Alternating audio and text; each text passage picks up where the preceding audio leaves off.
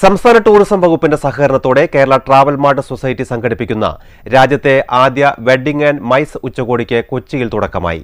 മാവേലിയും പുലിയും മേളക്കൊഴുപ്പുമായി ആഘോഷപൂർവ്വമായിരുന്നു ഉച്ചകോടിയുടെ തുടക്കം.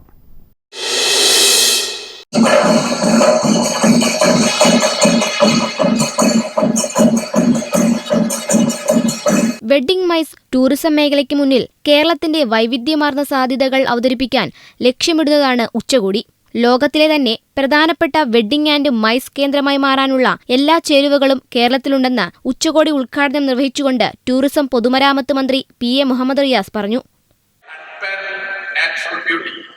Rich cultural heritage and world-class infrastructure is uniquely positioned to emerge as a premier global destination for weddings and MICE tourism.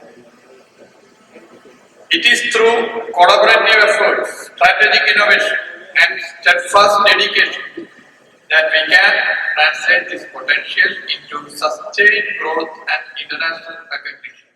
ചരിത്രവും പ്രകൃതി ഭംഗിയും ഇഴകിച്ചേർന്ന കേരളം വിവാഹവേദിയാകുന്നത് സ്വപ്നതുല്യമായ അനുഭവമായിരിക്കുമെന്ന് അദ്ദേഹം പറഞ്ഞു. രാജ്യത്ത് ഏറ്റവും അധികം പഞ്ചനക്ഷത്ര ഹോട്ടലുകളുള്ള സംസ്ഥാനമാണ് കേരളമെന്ന് ചടങ്ങിൽ അധ്യക്ഷത വഹിച്ച വ്യവസായ വകുപ്പ് മന്ത്രി P. രാജീവ് ചൂണ്ടിക്കാട്ടി. അടിസ്ഥാന സൗകര്യത്തിന്റെ കാര്യത്തിലും ആതിഥേയ മര്യാദയിലും കേരളം ലോകപ്രശസ്തമാണെന്ന് അദ്ദേഹം പറഞ്ഞു.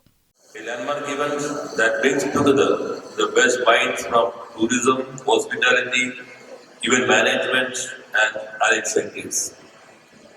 This conclave is more than a networking platform or an event.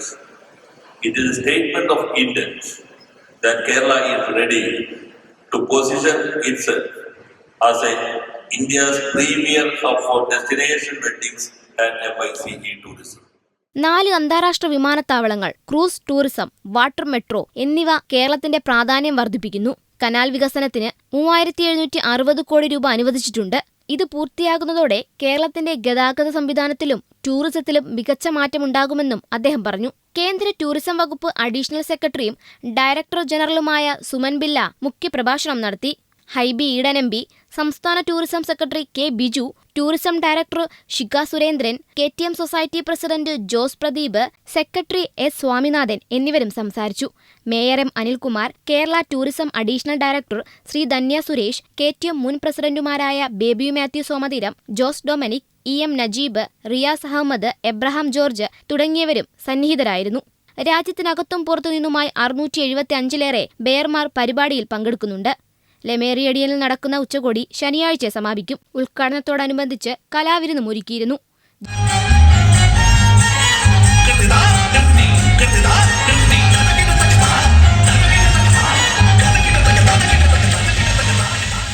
Jeevan news, Kochi.